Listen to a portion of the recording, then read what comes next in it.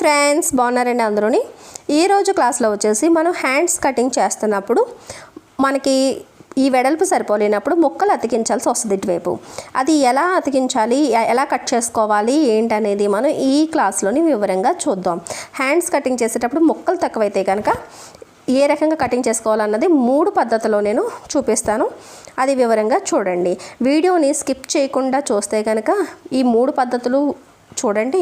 చూసిన తర్వాత మీకు ఏది సింపుల్గా అనిపిస్తే దాన్ని మీరు ఫాలో అవ్వచ్చు. బిగినర్స్కే కాకుండా ఆల్రెడీ స్టిచ్చింగ్ చేస్తున్న వాళ్ళకి కూడా ఇది యూజ్గానే ఉంటుంది. నేను ఈ రెడ్ కలర్ క్లాత్ని యూజ్ చేస్తున్నానండి, అంటే ముక్కల కోసమని, మీకు వివరంగా కనిపించడం కోసం అని చెప్పి. సరేనండి. ఇప్పుడు మనం బ్లౌజ్ కటింగ్ హ్యాండ్ కటింగ్ చేస్తున్నప్పుడు ఇలా ఫోల్డ్ చేసుకుంటాం కదా. ఫోల్డింగ్ మన వైపు ఉంటుంది, ఓపెన్ ఇలా ఉంటుంది. ఈ వెడల్పు మనకి కావాలి. ఎంత కావాలి వెడల్పు? తక్కువ అవుతుందా, ఎక్కువ అవుతుందా? అసలు బ్లౌజు హ్యాండ్ కటింగ్ చేసినప్పుడు, ఫోల్డింగ్ చేసినప్పుడు ఆ ఫోల్డింగ్ అనేది ఎంత వెడల్పు ఉండాలి అంటే కనుక చంక రౌండ్ని ఆది బ్లౌజ్లో కొలిచే కన్నా మనం బ్లౌజ్ కటింగ్ చేసేసిన తర్వాత చూస్తున్నారు కదా, ఈ చంక రౌండ్ ఉంది కదా, ఆమ్ రౌండ్, ఈ రౌండ్ని ఇలాగా ఇంచీ టేప్తోని కొలుచుకోవాలి. ఇలా ఇంచీ టేప్తో కొలుచుకుంటే మీకు చేతి వెడల్పు అనేది తెలుస్తుంది. ఎలాగా అంటారని ఇలా మొత్తం అంతా రౌండ్ కొలుచుకున్న తర్వాత నాకు 11 ఇంచీలు వచ్చింది.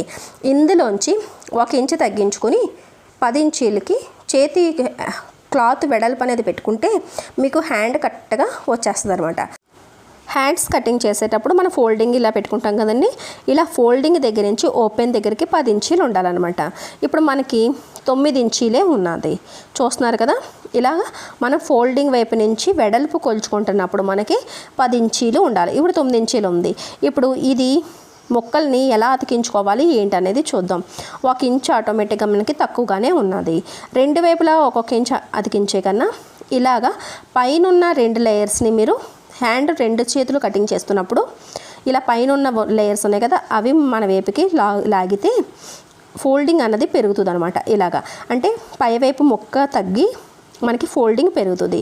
అప్పుడు ఈ ఫోల్డింగ్ దగ్గర నుంచి కిందనున్న లేయర్ 10 ఇంచీలు ఉండేటట్టుగా మనం కంపల్సరీగా చూసుకోవాలి. అప్పటి వరకు ఇలా మన వైపుకి పై పొరని లాగాలి. లాగిన తర్వాత ఇప్పుడు ఫోల్డింగ్ దగ్గర నుంచి చూస్తే కరెక్ట్గా నాకు 10 ఇంచీలు సరిపోయింది. అంటే పైనున్న లేయర్లకి ముక్క అతికించాల్సి వస్తుంది. అంటే ఒక చేతికి ఒకవైపు అతికొస్తుంది, ఒకవైపు రాదు. ఇప్పుడు పైనుంచి కిందకి నేను చంక దింపు మార్కింగ్ 3 ఇంచులకి పెట్టేశాను. మనం బ్లౌజ్ కటింగ్ చేస్తున్నప్పుడు ఎక్స్ట్రా మార్జిన్ ఎంతైతే పెట్టామో అంత ఇక్కడ కూడా పెట్టుకోవాలి. 2 ఇంచీలు ఎక్స్ట్రా మార్జిన్. అదే రకంగా ఫోల్డింగ్కి ఇటువైపు నుంచి 2 ఇంచీలు మార్కింగ్, ఈ 2 ఇంచీల మార్కింగ్ నుంచి ఈ 2 ఇంచీల మార్కింగ్ దగ్గరికి ఇలాగా షేప్ ఇచ్చేసుకున్నాం. ఇప్పుడు చేతి లూజ్ వచ్చేసి 6 ఇంచీలు. అదే రకంగా ఎక్స్ట్రా మార్జిన్కి 2 ఇంచీలు. ఇప్పుడు ఈ ఫిట్టింగ్ మార్కింగ్ దగ్గర నుంచి ఈ ఫిట్టింగ్ మార్కింగ్కి ఇలాగా కలిపేసుకోవాలి. అలాగే ఎక్స్ట్రా మార్జిన్ మార్కింగ్ని కూడా ఇలాగా కలిపేసుకోవాలి. ఇప్పుడు మనకి హ్యాండ్ మార్కింగ్ అయిపోయింది కాబట్టి ఈజీగా కటింగ్ చేసేసుకోవచ్చు. ఇప్పుడు ఏ రకంగా అయితే మార్కింగ్ పెట్టామో అదే రకంగా కటింగ్ చేసేయాలి. అదే రకంగా కింద కూడా ఈ క్రాస్గా కూడా కట్ చేస్తాం. అంటే ఇప్పుడు మనకి చేతి కటింగ్ అనేది అయిపోయింది. ఇప్పుడు చూసారు కదా, పైన ఉన్న పొర తగ్గింది అంటే ఇంత పీస్ మనకి తగ్గింది అని అర్థం. ఇప్పుడు ఏం చేయాలి అంటే కనుక ఇప్పుడు 2 మడతల మీద మనం బ్లౌజ్ కటింగ్ చేసినప్పుడు మీ దగ్గర మిగిలిన సైడ్ క్లాత్లు ఉంటాయి కదా, ఆ క్లాత్లోనే ముక్కల్ని ఇలాగ పెట్టుకోవాలి. 2 పొరల మీద పెట్టుకుని దీన్ని ఎలా జాయింట్ చేయాలనుకున్నా పైన ఇప్పుడు 1 ఇంచ్ మార్జిన్ అన్నది ఫస్ట్ ఇలాగ స్ట్రైట్గా లైన్ గీసుకోండి. ఎందుకంటే అతికించుకోవడానికి కూడా మనకి క్లాత్ అనేది కావాలి. ఇప్పుడు ఇలా మనం పెట్టి ఇలా చూసుకుంటే కింద పొర ఎంత ఉందో కనిపించట్లేదు. అలాగని ఇలా పెట్టామంటే కింద పొర కనిపించదు. మరి ఇప్పుడు ఎలా కటింగ్ చేసుకుంటాము? ఇప్పుడు ఏం చేయాలంటే మీరు ఒక పిన్ని తీసుకోండి. తీసుకుని ఇప్పుడు మనకి తక్కువగా ఉన్న పొర దగ్గరికి ఇలా పెట్టుకొని మనం 6 ఇంచ్ మార్జిన్కి మార్కింగ్ పెట్టాం కదా, ఆ మార్కింగ్కి ఈ తక్కువగా ఉన్న లేయర్ అంచుని కలిసేటట్టుగా పట్టుకొని ఈ బ్లౌజ్ హ్యాండ్ పీసు ఈ ముక్క పీసు 2 కలిపి ఇలాగ మనం పిన్ని పెట్టేసుకోవాలి. ఇలా పిన్ని పెట్టుకున్న తర్వాత వెనక వైపుకి రివర్స్ చేసి ఇలా తిప్పండి. తిప్పేటప్పటికి కిందనున్న లేయర్ మనకి హ్యాండ్ ఎంతైతే కావాలో అంతా కంపల్సరీగా మనకి ఉన్నది కాబట్టి అదే కొలతతోని చూసారా సేమ్ అది ఎలాగైతే ఉందో అలాగే కట్ చేసి తీసేసుకోండి. మీకు ఒకే కలర్ అయితే కనిపించదని నేను వేరే కలర్ని యూజ్ చేశాను. చూస్తున్నారా ఇప్పుడు మీకు కనిపిస్తుంది కదా, ఈజీగా ఇలా కట్ చేసేసుకుంటే ఆటోమేటిక్గా మీకు ఎంత పీసు తక్కువ ఉన్నది అన్నది ఇంచీలతో సంబంధం లేకుండా అది కవర్ అయ్యి మీకు వచ్చేసింది. చూసారు కదా. ఇప్పుడు ఈ లేయర్కి ఇలాగ మనం పెట్టుకుని జాయింట్ చేసిన తర్వాత పైనుంచి ఒక టాప్ స్టిచ్ వేసేసుకుని ఇలా చూసారా ఇలా అతికించేసుకుని పైనుంచి ఒక టాప్ స్టిచ్ వేసేసుకుంటే ఈ రకంగా మీకు హ్యాండ్ అనేది కరెక్ట్గా వస్తుంది. ఒకవేళ ఎక్కువ తక్కువలు వచ్చినా కింద లేయర్ అన్నది కరెక్ట్గా ఉంది కాబట్టి దాని తగ్గట్టుగా ఒకవేళ ఎక్కువ ఉంటే కనుక కట్ చేసి తీసేసుకోవచ్చు. ఇది ఒక పద్ధతి అనమాట. ఇది బాగా అర్థమైతే దీన్ని ఫాలో అవ్వండి. నెక్స్ట్ పద్ధతి చూద్దాం.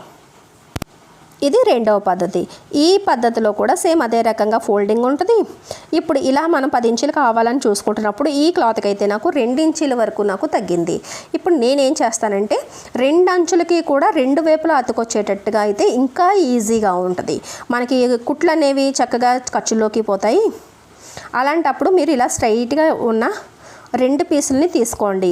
4 ఉంటే 4 జరిగిపోతాయి కాబట్టి 2 పీసులు ఫస్ట్ తీసుకుంటే దాని తగ్గట్టుగా 2 పీసులు మళ్ళీ కటింగ్ చేసుకోవచ్చు. 4 వైపులకి అతుకులు వస్తాయి కాబట్టి ఇది కూడా ఆరెంజ్ మార్జిన్కి మనం ఒకటి లైన్ గీసేసుకోవాలి.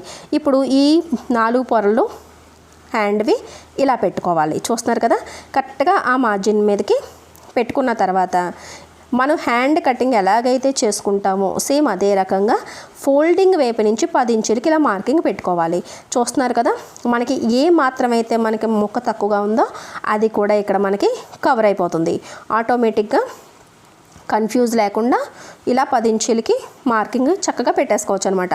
ముందే మనము కింద నుంచి క్లాత్ పెట్టుకుని ఉంటే కనుక ఇలాగ 10 ఇంచులకి ఇలా అడ్డుగా ఒక లైన్ గీసేసాం. ఇప్పుడు ఏం చేయాలంటే కనుక మామూలుగా మనం ఎప్పుడూ కూడా మనం మార్కింగ్ పెడుతున్నట్టుగానే పైనుంచి ఒక 3 ఇంచులకి చంకదింపు అనేది పెట్టుకోవాలి. మీ హ్యాండ్కి ఎప్పుడు మీరు ఎలా కటింగ్ చేసుకుంటారో సేమ్ అదే రకంగా కటింగ్ చేసేసుకోవాలి. చూసారు కదా, 3 ఇంచులు మార్జిన్ పెట్టేసి పైనుంచి కిందకి చంకదింపు పెట్టి 2 ఇంచుల ఎక్స్ట్రా మార్జిన్ ఇలా లోపల వైపుకి ఇలా గీత గీసి ఆ తర్వాత ఫోల్డింగ్ దగ్గర నుంచి పై వైపుని ఇలా తిన్నగా 2 ఇంచుల దగ్గరికి ఒక మార్కింగ్ పెడితే ఈ 2 ఇంచుల దగ్గర నుంచి ఇప్పుడు గీత గీసిన ఈ 2 ఇంచుల వరకు మార్కింగ్ చేసేసుకోవాలి, షేప్ ఇచ్చేసుకోవాలి. ఇప్పుడు లూజ్ 6 ఇంచులకి దాని తర్వాత ఎక్స్ట్రా మార్జిన్ 2 ఇంచులకి మార్కింగ్ చేసేసిన తర్వాత ఇప్పుడు 2 మార్కింగ్లని కూడా మనం ఇలా కలిపేసుకోవాలి. ఫిట్టింగ్ మార్కింగ్ కూడా ఇలా కలుపుకోవాలి. చూసారుగా ఈ 2 ఇంచులది మార్కింగ్ ఇక్కడికి వచ్చింది. ఇక్కడి నుంచి ఇలా కిందకి మార్కింగ్ అనేది చేసేసుకోవాలి. ఇప్పుడు మనం హ్యాండ్కి మార్కింగ్ ఎలా అయితే చేసామో అదే మార్కింగ్ మీద మనం పూర్తిగా కటింగ్ అనేది చేసేసుకోవాలి. ఇలా ఫస్ట్ ఈ షేప్ని కటింగ్ చేసేసుకుందాం. కింద ఒక లేయర్ ఉంది కాబట్టి మనకి ముక్క అతికించుకోవడానికి అని పెట్టింది ఉంది కాబట్టి అంచు కిందకి ఒక్కొక్కసారి కత్తిరి వెళ్ళదనమాట. చూసారా, నాకు కూడా అలా మిస్ అయింది. అది గట్టిగా ఇలా పట్టుకుని అది కూడా కట్ అయ్యేటట్టుగా ఇలాగా మార్కింగ్ మీదకి కటింగ్ చేసేసుకోండి. అదే రకంగా కింద నుంచి కూడా మనకి క్రాస్గా వస్తుంది కదా, చూసారు కదా, కట్ అయింది కదా, ఇలా ఈ కింద నుంచి కూడా ఇలా కట్ చేసుకోండి. ఇప్పుడు ఆటోమేటిక్గా మీకు తగ్గిన ముక్క మీకు వచ్చేసింది. అంటే ఎంత పీస్ మనకి తగ్గిందని అర్థం అనమాట.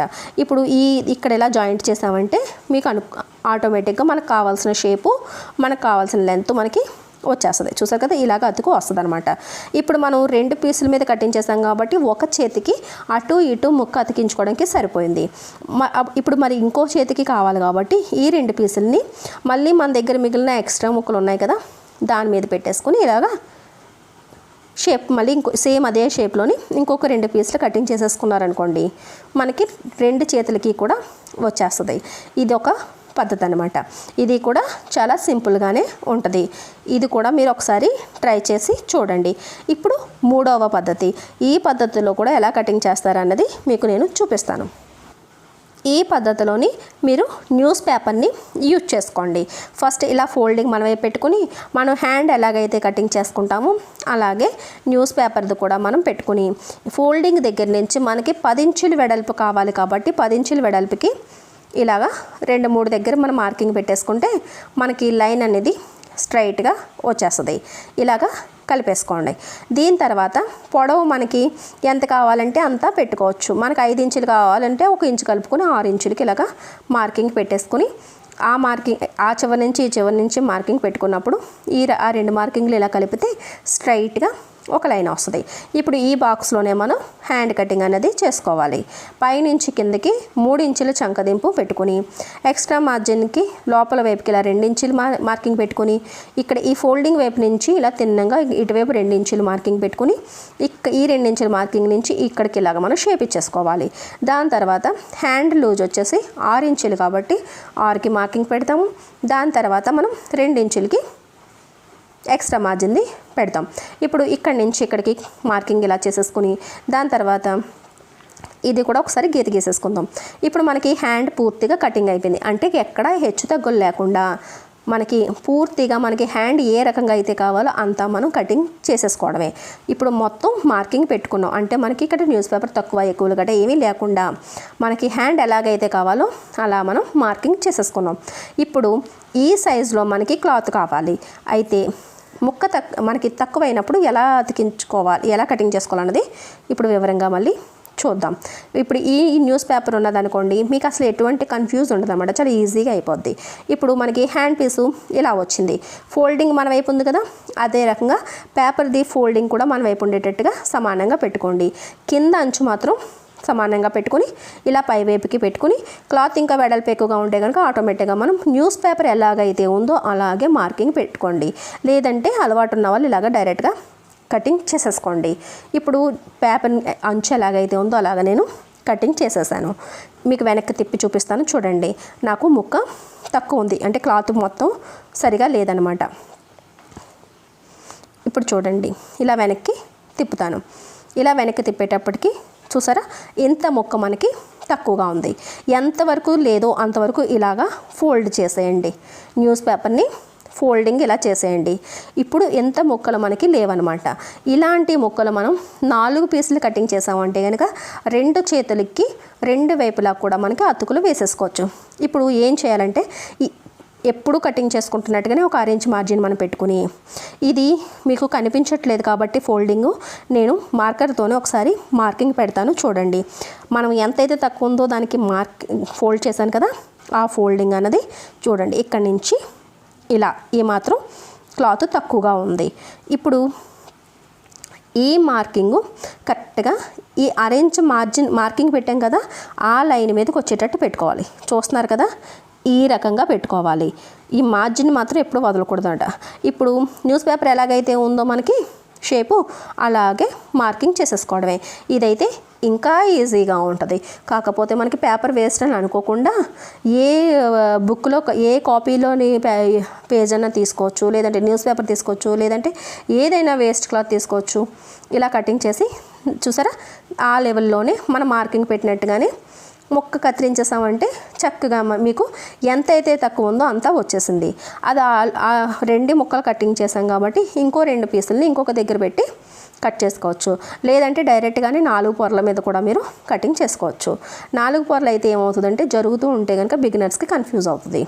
ఇప్పుడు చూస్తారు కదా, ఇదే సైజులోని ఇంకో 2 పీసులని కట్ చేస్తాను. అంటే 2 చేతులకి 4 ముక్కలు వచ్చేసాయి.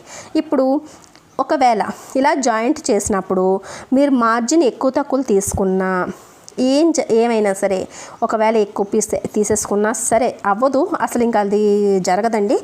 ఒకవేళ ఇలాగ అతికించేసుకున్న తర్వాత మీకు డౌట్ ఉంటే కనుక ఈ న్యూస్ పేపర్ని హ్యాండ్ ఇలా పెట్టి మీరు చెక్ కూడా చేసుకోవచ్చు. మనకి న్యూస్ పేపర్ అంతే లెవెల్లోనే ఉన్నదా లేదా, ఎక్కువ తక్కువ ఉంటే మళ్ళీ కట్ చేసి కూడా తీసుకోవచ్చు అనమాట. ఇలా న్యూస్ పేపర్ కటింగ్ చేసి మీరు చూసుకున్నారంటే అసలు సమస్య లేదు, తప్పులు అనేవే రావన్నమాట.